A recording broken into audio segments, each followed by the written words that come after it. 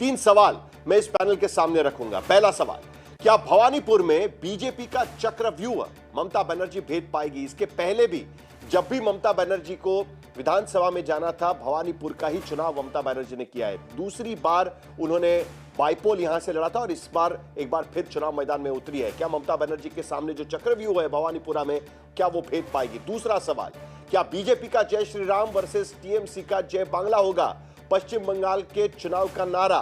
क्योंकि आज जब शुवेंदु अधिकारी भवानीपुरा पहुंचे थे तो उनके सामने टीएमसी के कार्यकर्ता खड़े हो गए, तो जय श्री राम बनाम जय बांग्ला के नारे की गूंज वहां पर सुनाई दे रही थी। और तीसरा सवाल, हुमायूं कबीर की एंट्री से ममता बनर्जी को क्या मुस्लिम वोटों का नुकसान होगा? क्योंकि आंकड़े बताते हैं कि अब तक 2021 के, खास करके अगर हम चुनाव देखें तो आदिवासी और मुस्लिम वोटों के भरोसे ममता बनर्जी ने पूरे बंगाल की सत्ता काबिज की थी। क्या इस बार हुमायूं कबीर की पार्टी उनके लिए नुकसानदेह साबित होगी? इन तमाम मुद्दों को लेकर हम चर्चा करेंगे। ममता को घेरने की पूरी तैयारी, दीदी को घेरने की पूरी तैयारी नजर आ रही है यहां पर। और साफ शब्दों में अगर हम कहें तो चुनाव आयोग के ट्रांसफर्स अगर हम देखें, 60 अधिकारियों के ट्रांसफर्स बंगाल के भीतर, उसके बाद शुवेंदु अधिकारी का भवानीपुर में जाना, और उसके साथ साथ अगर हम देखें तो हुमायूं कबीर 182 कैंडिडेट लेकर ममता बनर्जी के सामने खड़े होते हैं।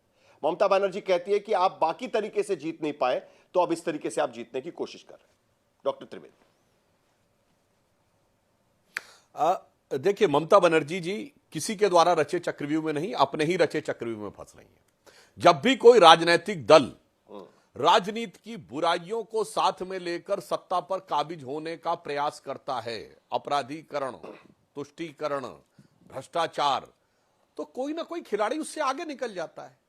ये सारी चीजें कांग्रेस ने शुरू की 70 के दशक में, 80 के दशक में तमाम पार्टियां उससे आगे निकल गई।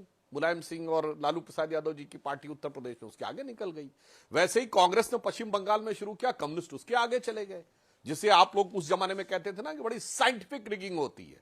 ममता बनर्जी उसके आगे चली गई। तो आज ममता बनर्जी जी जिस चीज में फंसी हुई हैं, वो भ्रष्टाचार उन्हीं की सरकार में शुरू हुआ, अपराधीकरण, आपराधिक तत्वों को संरक्षण उन्हीं की सरकार में, और भयानक स्तर का तुष्टीकरण जो राष्ट्र के लिए घातक और राष्ट्रीय सुरक्षा के लिए प्रश्न चिन्ह बने, वो उस सीमा तक गया। तो हुमायूं कबीर उसी में से निकले। जैसे एक के बाद एक उसी में से कोई निकलता है, वो आपसे ज्यादा उस ढंग का स्टैंड ले लेता है। एक कहावत होती है साहिल जी, राजनीति के बड़ा सिग्निफिकेंट फ्रेज है कि it is very easy to rise from extreme but very difficult to rule from there, you have to rule from centre. तो एक्सट्रीम से आप राइज करते हैं, फिर आप थोड़ा सा सेंटर होने की कोशिश करते हैं, तो दूसरा कोई एक्सट्रीम में खड़ा हो जाता है। पर अगर आपको बगैर एक्सट्रीम पे गए हुए लंबे समय तक तपस्या करके सत्ता में आना होता है, तो जैसे भारतीय जनता पार्टी ने 60-70 साल लगाए और उसके बाद धीरे धीरे आके देश की राजनीति बदली, उतनी किसी के अंदर वो नहीं होती। और जहां तक ट्रांसफर की बात है, तो मैं याद दिलाना चाहता हूं हमारे दर्शकों को कि 2022 के गुजरात चुनाव और 2022 के उत्तर प्रदेश चुनाव में भी होम सेक्रेटरी का तबादला हुआ था। दूसरा पॉइंट, इसका मतलब ममता बनर्जी जी को ये सारा का सारा चुनाव जीतने का आधार सिर्फ अधिकारी थे। यानी ये ममता बनर्जी यह बात को स्वीकार कर रही हैं कि सरकारी तंत्र का दुरुपयोग ही उनकी भविष्य की विजय की संभावना का सबसे बड़ा आधार था।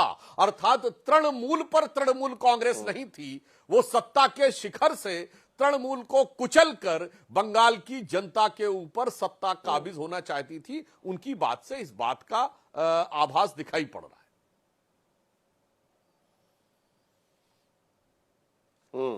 कुल मिलाकर एक बात तो साफ नजर आ रही है संजय शर्मा जी, कि आपने जो जाल बिछाया था, जो दरअसल सुधांशु जी कहने की कोशिश कर रहे हैं, सत्ता में आने के लिए, लेफ्ट पार्टीज को हटाने के लिए ममता जी ने जो जाल बिछाया था, आज वो उनके खिलाफ चल रहा है दरअसल। और इसी के वजह से आज ममता बनर्जी महसूस कर रही है कि भाई उनको तो घेर लिया गया है सभी तरीके से। कैसे घेर लिया गया है वो उस पर तो मैं आऊंगा, लेकिन सबसे पहले तो जरा सुधांशु जी का जो सवाल उठाया उसका जवाब दे दीजिएगा संजय शर्मा। साहिल जी, मैं आपको बता दूं कि ममता बनर्जी ने 2011 में बंगाल के सत्ता में आने के लिए कोई जाल नहीं बिछाया था। उन्होंने राजनीतिक संग्राम किया था, आंदोलनों से उपजीवी नेता हैं, और लेफ्ट फ्रंट के समय में इतने बार उन पर आक्रमण हुए, वो घबराकर पीछे नहीं हटी, और दुगनी ताकत से वो सामने आती, और ज्यादा ताकत से वो जनता उनको सिर पर बैठाती, और 2011 में 34 वर्षों के वामफ्रंट के दुर्ग को ध्वस्त कर दिया उन्होंने। और उसके बाद अभी प्रधानमंत्री जी 4-5 दिन पहले आए थे पश्चिम बंगाल में, अपने भाषण में कहा उन्होंने, चुन चुन के बदला लिया जाएगा। 2011 में जननेत्री दीदी ममता बनर्जी ने ऐसा नहीं कहा। उन्होंने कहा बदला नय बदल चाहिए, हमें बदला नहीं चाहिए, हमें बदलाव चाहिए, और वो बदलाव विकास के लिए होगा, वंगीय जनमानस के उत्थान के लिए होगा, राज्य की जन कल्याणकारी योजनाओं से प्राप्ति का आनंद जनता को देने के लिए होगा, और वही प्रसाद जो जनता को प्राप्ति का आनंद मिलता है राज्य की कल्याणकारी योजनाओं के माध्यम से, वही जननेत्री दीदी ममता बनर्जी को ममता बनर्जी बनाता है। ये तुष्टीकरण की बात करते हैं सुधांशु जी, पुराना हो गया ट्रैक रिकॉर्ड आपका। बंगाल में आपके लोग आजकल जय श्री राम नहीं बोलते, वो भी आजकल जब से दीघा में जगन्नाथ धाम बना है, दीदी ने बनाया है, वो भी जय जगन्नाथ बोलते हैं। आज एक अपवाद स्वरूप आप लोगों ने कह दिया। नहीं संजय शर्मा जी क्या बात कर रहे हैं। आज भवानीपुरा में देखिए, भवानीपुरा की जरा वो तस्वीरें दिखाइएगा, जरा वो स्लोगन सुना दीजिएगा। आज तो जय श्री राम वर्सेस जय बांग्ला के नारों की गूंज उठी थी वहां पर। सुधांशु आज वहां पर शुभेंदु अधिकारी पहुंचे तब जय श्री राम वर्सेस जय बंगाल के नारे लगाए गए वहां पर। इतनी क्या घबराहट है। मैंने कहा आज भारतीय जनता पार्टी के लोगों ने अपवाद स्वरूप जय श्री राम का नारा लगा दिया। आजकल वो लोग जय भवानीपुर में दीघा में जगन्नाथ धाम बहुत सुंदर बना है, मैंने ये कहा था। और आगे भी मैं बता दूं, कोई चक्रव्यूह नहीं है, और बंगाल की माटी की इनको पहचान ही नहीं है भारतीय जनता पार्टी को। प्रधानमंत्री जी ने पहली एक मीटिंग करके तृणमूल को एडवांटेज दे दी है, चुन चुन के बदला लिया जाएगा। कोई सिनेमा के नाटक की स्टोरी लिख रहे हैं क्या प्रधानमंत्री जी, जो ऐसी बातें एक राज्य में जाकर कहते हैं? क्या संदेश जा रहा है इससे देश में? 2021 में भी माननीय प्रधानमंत्री जी ने यही गलतियां की थी। जब प्रधानमंत्री कहते हैं कि चुन चुनकर बदला लिया जाएगा, जिसका जिक्र यहां पर तृणमूल कांग्रेस के प्रवक्ता करने की कोशिश कर रहे हैं, जब एक के बाद एक घटनाएं देखने मिलती है तो तृणमूल कांग्रेस बार बार ये आरोप लगाती है कि देखिए बदले की राजनीति चल रही है। देखिए मैं सिर्फ फैक्ट बोलता हूं साहिल जी। पिछले 2021 विधानसभा चुनाव में तृणमूल कांग्रेस के जो मुख्य स्ट्रेटजिस्ट थे प्रशांत किशोर, जो बिहार में चुनाव लड़ लिए, उनका बाकायदा दिया गया बयान है, इसका वीडियो अवेलेबल है, कि हमारी तो गिनती ही 30% से शुरू होती है। क्यों संजय जी, ये 30% क्या था? ये तो विकास की राजनीति थी ना। तो सारे देश को पता है कि किस आधार के ऊपर आप चुनाव जीतना चाह रहे थे। उन्होंने कहा था, अब अपने रिटर्न, अरे आगे की बात होने दीजिए, अभी और समझ में आ जाएगा। चलिए, ये इन्होंने कहा कि उन्होंने बोला तो इंटरप्रिटेशन की गुंजाइश है। तो अभी जो पश्चिम बंगाल का बजट दिया गया, उसमें आपको पता है मदरसों के लिए कितना दिया गया? 5,713 करोड़, 5,713 करोड़। और साइंस एंड टेक्नोलॉजी के लिए 182 करोड़, इंडस्ट्री डेवलपमेंट के लिए 1,000 करोड़, यानी ये 1,000 कुछ सौ करोड़, 5,700 करोड़ किसके लिए? यानी मां माटी मानुस की बात करने वाली तृणमूल कांग्रेस, मौलवी, मुअज्जिन और मदरसा, ये उनकी राजनीति का आधार हो गया। यह बहुत साफ बजट में दिखता है। यानी प्रशांत किशोर ने जो बोला था वो बात बजट तक साफ दिख रही है। तो भाई साहब, आप लोगों ने शुरुआत की थी, अब हुमायूं कबूर उसके आगे जा रहा है। आपने कहा जय श्री राम नहीं बोलने की बात है, बिल्कुल। मुर्शिदाबाद में बाबरी मस्जिद बनेगी, किसी की हैसियत नहीं है ये तृणमूल कांग्रेस की सरकार में जो चू बोल सके। और जो कह रहे हैं कि जय श्री राम का मतलब नहीं है, लगभग 25% आबादी के लिए लाखों करोड़ के बजट में से यदि 5,000 करोड़ दे दिया। अब बीच में आप बोलना शुरू कर रहे हैं, समझ में आ जाता है ये फैक्ट पे मामला फंस गया है। तो साहिल जी ने मुझे बोलने के लिए कहा, सुधांशु जी मैं बीच में नहीं रोका करता हूं, मैं बीच में ढुकता हूं। नहीं, मैंने तो स्पष्टीकरण मांगने की कोशिश करो। चलिए एक मिनट, चलिए बाकी बात छोड़ दीजिएगा, लेकिन संजय जी एक बात तो माननी पड़ेगी। देखिए प्रशांत किशोर ने जो कहा था, चलिए सुधांशु जी आपकी बात खत्म करिए, फिर मैं जरा कुछ फैक्ट्स भी रखूंगा सामने, आंकड़े रखेंगे कुछ सामने। सुधांशु जी बोलिए। बस एक लाइन, मैं सिर्फ कहता हूं जो लोग जय श्री राम से अलग रखने की बात करते, जय बांग्ला और जय श्री राम में कोई विरोध नहीं है। क्या बंगाली भाषा में संत कृतिवास ने रामायण नहीं लिखी? यहां मुकाबला जय श्री राम बनाम जय बंगाल नहीं है। जय श्री राम बनाम मुर्शिदाबाद की बाबरी मस्जिद का है, जिसने एलानिया कहा कि अयोध्या में इसलिए नहीं बन रही क्योंकि वहां मुस्लिम माइनॉरिटी में है और मुर्शिदाबाद में 70% है। ये मुर्शिदाबाद मॉडल पूरे बंगाल में चलेगा और यही वो बात मॉडल है चलेगा जो संत कृतिवास ने बांग्ला भाषा में रामायण लिख के किया था, इसका मुकाबला है।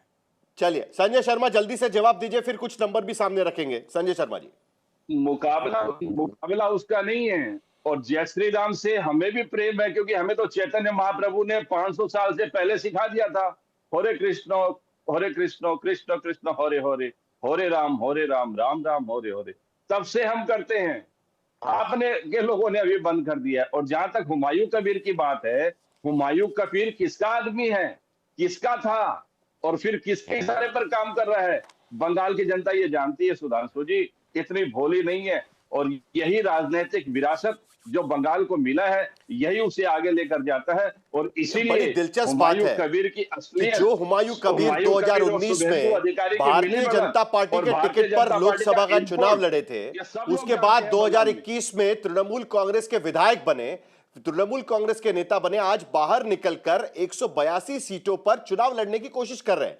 लेकिन संजय शर्मा जी एक बात तो माननी पड़ेगी, जो प्रशांत किशोर ने कहा था वो पूरी तरीके से गलत नहीं था। जरा ये आंकड़े देख लेते हैं। 2021 में जब आपकी पार्टी तीसरी बार जीती और इस बार 215 सीटें लेकर अपने पिछले सारे रिकॉर्ड उन्होंने तोड़ दिए थे, तब के जरा मुस्लिम वोटों के प्रतिशत देख लीजिएगा। क्योंकि जो वोटिंग हुआ है भारतीय जनता पार्टी और तृणमूल कांग्रेस के बीच में, जो 10% वोटों का अंतर था, उसमें देखिए सबसे ज्यादा अगर तृणमूल कांग्रेस को वोट कहीं से पड़े होंगे तो वो आदिवासी और मुस्लिम इलाकों से पड़े थे, जिसके वजह से 75% मुस्लिम वोट, 42% आदिवासी वोट, इसके आधार पर तृणमूल कांग्रेस को बम्पर जीत मिली थी। बाकी सभी कास्ट में, upper caste, OBC, Rajbanshi, Namasudra, other Dalit, जो बाकी सारी कास्ट है, वहां पर भारतीय जनता पार्टी आपसे आगे नजर आ रही है। और यही बात है संजय शर्मा जी की जो आपको शायद खल रही होगी कि आज जब हुमायूं कबीर अपने 182 उम्मीदवार उतारेंगे तो आपके लिए और भी एक मुश्किल हो जाएगी। तो एक और एक तीर ममता जी के खिलाफ। मैं साहिल जी स्पष्ट कर दूं, हुमायूं कबीर जी 182 उम्मीदवार उतार रहे हैं, और भी उतार ले, हमें कोई परवाह नहीं है, कोई हमें उससे परहेज नहीं है। भारतीय जनता पार्टी और हमारे और लोगों को ले आए और एजेंडा कर दे, लेकिन ये चुनाव बंगाल की जनता का चुनाव है। और 2021 का जो रिजल्ट था, ये विधानसभा चुनाव का जो रिजल्ट था, और 2019 के जो लोकसभा चुनाव का रिजल्ट था, आप देखिए कि 2021 के विधानसभा चुनाव के बाद जब लोकसभा चुनाव आए तो भारतीय जनता पार्टी की सीटों का जो आंकड़ा है वो 18 से 12 पर हो गया। ये है बंगाल की जनता का ताजा तरीन मनोभाव जो इस लोकसभा चुनाव में से प्रतिफलित हुआ है। और कोई तुष्टीकरण कहीं कुछ नहीं है, सांप्रदायिक सद्भाव की राजनीति है। पश्चिम बंगाल में सभी लोग मिलकर रहते हैं।